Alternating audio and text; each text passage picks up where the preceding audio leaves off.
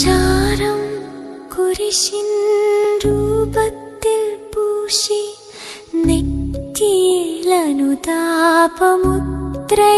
ചാർത്തി നിൻ മുൻപിൽ ഞാൻ കുമ്പിടുന്നു. ഈശോയേ ഈശോയേ നിൻ മുൻപിൽ ഞാൻ കുമ്പിടുന്നു. ചാരം കുരിശിൻ രൂപത്തിൽ പൂശി നെറ്റിയിൽ അനുതാപമുദ്രയായി ചാർത്തി നിൻ മുൻപിൽ ഞാൻ കുമ്പിടുന്നു. ഈശോയേ ഈശോയേ